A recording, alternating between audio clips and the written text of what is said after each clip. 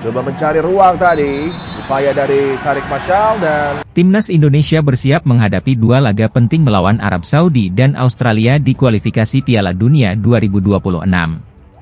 Skuad Garuda akan bertanding tandang di Stadion King Abdullah Sport City, Jeddah, pada 6 September 2024, sebelum menjamu Australia di Stadion Utama Gelora Bung Karno pada 10 September. Pelatih Timnas Indonesia, Shin Tae-yong, menyebut bahwa persiapan yang sangat singkat menjadi tantangan besar bagi skuad Garuda.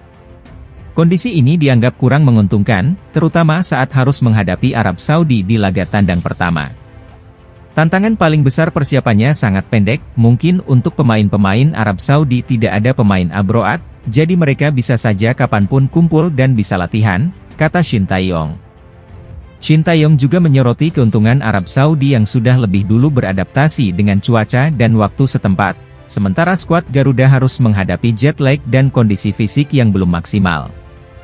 Mereka udah adaptasi duluan dibandingkan mereka kita itu harus dari luar negeri, masalah waktu, adaptasi waktu dari jet lag dan cuaca itu menjadi penting, ujarnya. Di sisi lain, Timnas Indonesia dipastikan tidak akan diperkuat oleh bek tengah andalan mereka, Jordi Amat. Pemain Johor Darul Ta'zim ini harus absen selama 4 pekan akibat cedera yang dialaminya di Liga Malaysia. Kehilangan Jordi Amat menjadi pukulan bagi skuad Garuda, yang harus menghadapi Arab Saudi tanpa salah satu pemain kunci mereka. Meskipun dihadapkan pada berbagai tantangan, Timnas Indonesia tetap optimis untuk memberikan yang terbaik di laga kualifikasi Piala Dunia 2026 ini. Dukungan penuh dari seluruh rakyat Indonesia sangat dinantikan. Pratama Arhan dipastikan akan tetap dipanggil Shin Tae-yong ke Timnas Indonesia.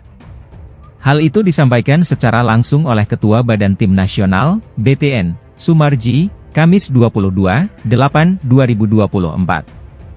Sumarji mengatakan, kasus dugaan perselingkuhan yang saat ini menimpa Pratama Arhan tidak membuat Shin Tae-yong batal memanggil bek Suwon FC itu. Dijadwalkan Timnas Indonesia akan melawan Arab Saudi pada pekan pertama grup C putaran ketiga kualifikasi Piala Dunia 2026 zona Asia di Stadion King Abdullah, Jeddah, Kamis 5/9/2024. Selanjutnya, Timnas Indonesia akan menjamu Australia pada laga kedua grup C putaran ketiga kualifikasi Piala Dunia 2026 zona Asia di Stadion Utama Gelora Bung Karno, SUGBK, Senayan, Jakarta Pusat, Selasa, 10 September 2024.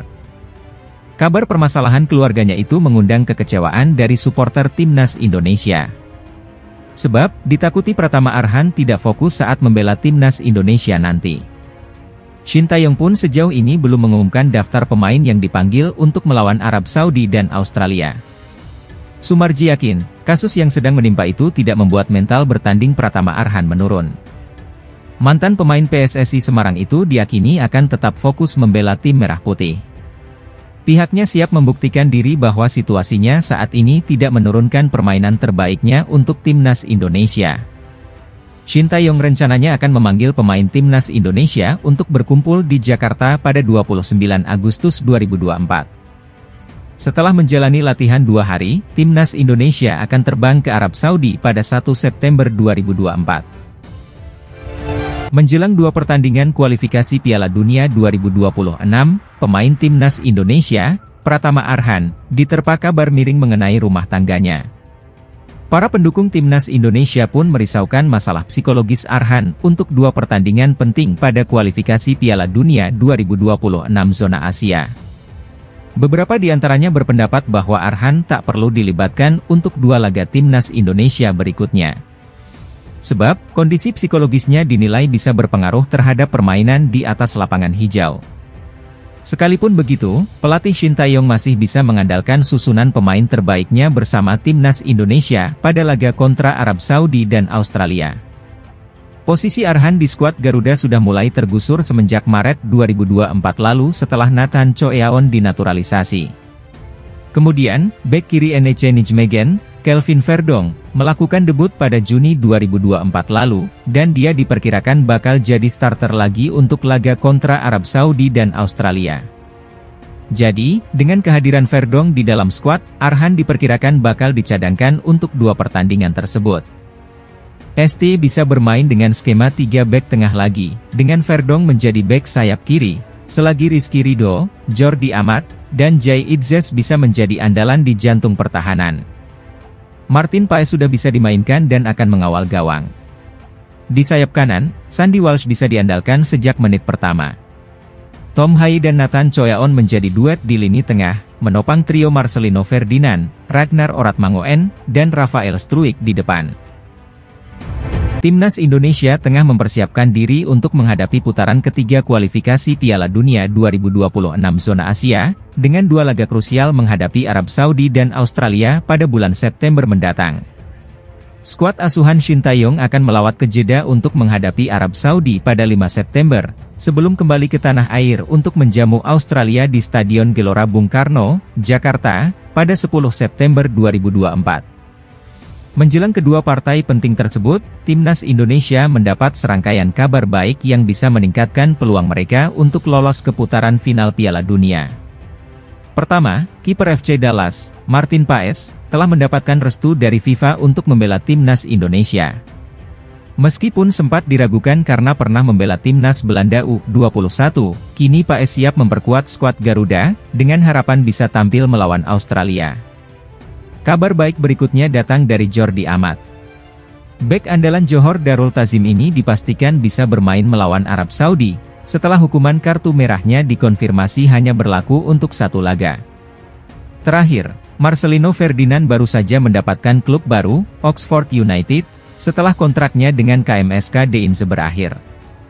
Kepindahan ini diharapkan dapat memberikan pengalaman tambahan dan kepercayaan diri bagi Marcelino menjelang laga-laga penting bersama Timnas. Dengan persiapan yang semakin matang dan kabar baik yang datang, Timnas Indonesia kini berada dalam kondisi yang lebih siap untuk menghadapi tantangan di kualifikasi Piala Dunia 2026. Dukungan dari seluruh rakyat Indonesia tentu akan menjadi kekuatan tambahan bagi skuad Garuda. Media Korea Selatan menyebut Timnas Indonesia bertambah kuat setelah FIFA mengabulkan banding PSSI terkait perpindahan asosiasi Martin Paes. Chosun menyoroti soal dampak kehadiran Paes buat Timnas Indonesia. Kiper berusia 26 tahun itu dinilai akan membuat tim Merah Putih bertambah kuat untuk mengarungi putaran ketiga kualifikasi Piala Dunia 2026. Kehadiran Paes juga diberitakan menambah daftar pemain naturalisasi pada era Shin Tae-yong. Kini sudah ada 12 pemain naturalisasi yang siap membela Timnas Indonesia. Sebelumnya Paes sudah dipastikan bisa memperkuat Timnas Indonesia usai PSSI berhasil memenangkan sidang banding di FIFA. Hal tersebut diungkapkan Ketua Umum PSSI Erick Thohir melalui Instagram pribadinya, Minggu 18 Agustus. Kabar baik bagi persepakbolaan Indonesia. PSSI pada hari ini menginformasikan bahwa setelah melalui proses yang cukup lama dan ekstensif, Martin Paes akhirnya telah berhasil didaftarkan dan sekarang secara sah dapat bermain mewakili tim nasional Indonesia, tulis Erick Thohir di Instagram pribadinya. Federasi Sepak Bola Indonesia, PSSI, mengumumkan bahwa Martin Paes resmi telah didaftarkan dan bisa memperkuat Timnas Indonesia di kualifikasi Piala Dunia 2026 zona Asia. Ketua Umum PSSI, Erick Thohir mengumumkan bahwa FIFA telah resmi memberikan pengesahan atas izin Martin Paes untuk pindah kewarganegaraan menjadi WNI. Alhasil, kiper 26 tahun kelahiran Belanda itu resmi menjadi pemain naturalisasi yang bisa memperkuat Timnas Indonesia di putaran ketiga kualifikasi Piala Dunia 2026 zona Asia.